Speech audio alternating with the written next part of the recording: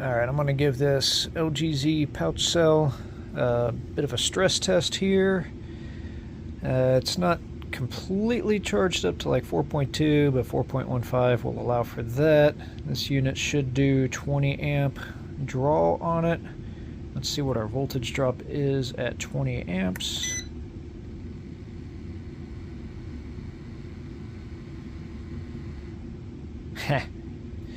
Well, it doesn't like going over 20 amps. Well, the unit doesn't like going over 20 amps. I'm sure the cell will do more than that. So let's try. And let's go. Let's go 15 amps.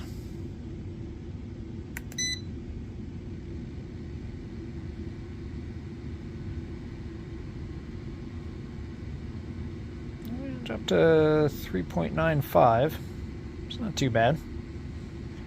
I'm going to let this run for a little while at 15 amps and see how the capacity holds up. This unit's going to tell me how many amp hours it's pulling out of there, how much power we're pulling out of there. Yeah, I'm going to let this run for a little bit and we'll see how it goes. It's been running for about 10 minutes, about 11 minutes here.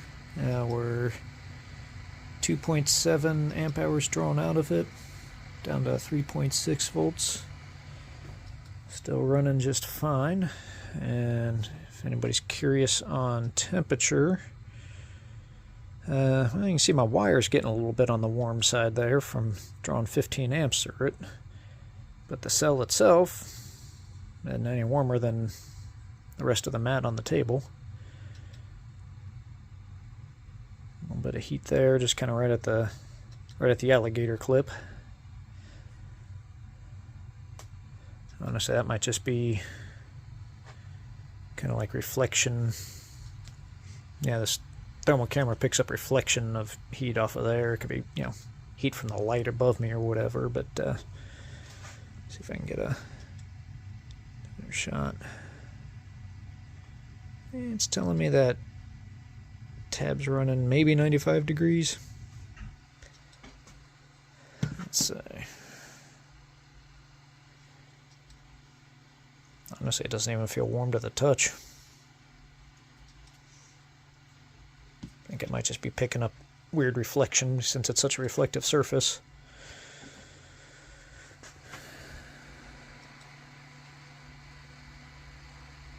Still kicking. We'll see how much this thing's got in it. We're about 30 minutes in now. 7 amp hours. This, let's see. Battery itself is still cool as a cucumber. All that heat you see there, that's really just reflection. If I turn this way, see it disappears. This way, I think it's just picking up heat off of my shop lights here.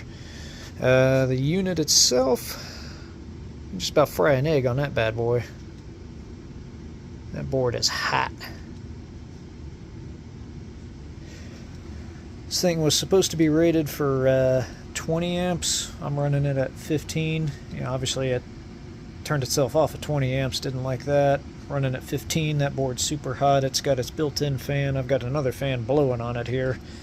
So I'm not sure if I'm ever really going to push this thing to 20 amps. I just don't know if that cheap Chinesium board's going to take it or not.